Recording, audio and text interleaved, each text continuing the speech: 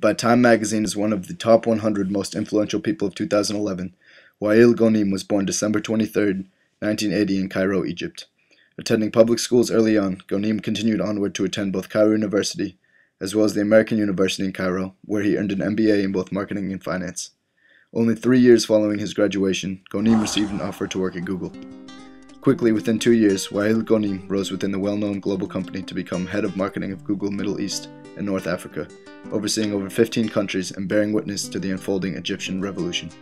Ghonim was no stranger to the corruption and oppression of the Egyptian people under the regime of President Hosni Mubarak.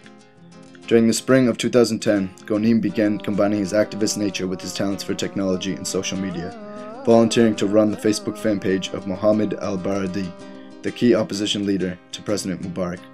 Ghonim used the Facebook fan page to promote democracy and advocate elections within Egypt, gaining massive support as he went.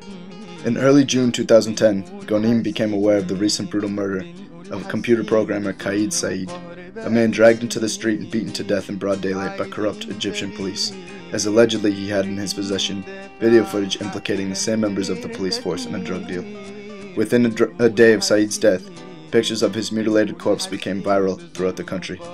Upon hearing the story, Ghonim was emotionally moved.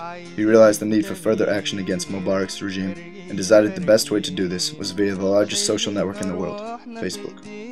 Later on that year, Wael Ghonim founded the Facebook page titled "We Are All Khalid Said" in honor of his fallen man, to which he began devoting the vast majority of his time and effort. Ghonim ensured that very few people knew of his involvement in the site, trusting only Nadim Wahab, whom he named Administrator Number 2 in the event that something was to happen to him. By early January 2011, We Are All Khalid Said had reached over 350,000 fans on Facebook and had become the largest activist site within Egypt. Inspired by the recent successful revolution in Tunisia, on January 14th, the Google executive issued an invitation to his now 400,000 plus fans on Facebook, inviting them to protest on January 25th, 2011. Within just 3 days, Ghonim received over 50,000 yes responses. Come that Tuesday morning on January 25th, Wael Ghonim and hundreds of thousands of others across the country flooded the streets of Egypt in protest.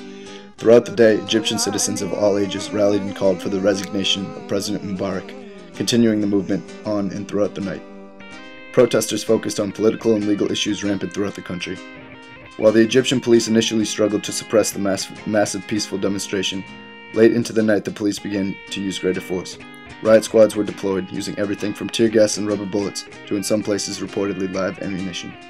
Ultimately, the police were able to drive the protesters from the major locations throughout the cities, including Tahrir Square, where Wael Ghonim was located. Next day, while the Google executive was ecstatic about the revolution's success, he also began to notice that several other well-known activists within Egypt began to go missing. Not a half day later, Ghonim reportedly made a warning phone call to a close friend stating that he believed he was being followed, and was shortly after abducted by 3 plainclothes officers while attempting to enter a taxi. Extensive searches of hospitals and prisons by friends and family members throughout the country proved fruitless.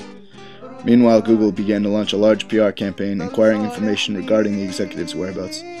Finally, while Amnesty International demanded the disclosure of his location, Egyptian authorities announced on February 6th that Ghonim would be released within the next 2 days. On February 7th, Wael Ghonim was released from police custody after spending over 11 days blindfolded in an unknown location while constantly interrogated by police and military. Upon release, Ghonim immediately returned to his social activist nature, appearing that very night on Dream TV, one of Egypt's most watched television programs, as well as 60 Minutes, continuing to denounce the regime. Having now uncovered his true identity as the mastermind behind January 25th protests in Egypt, Ghonim continued publicly advocating the removal of President Mubarak through a variety of channels, including public speeches.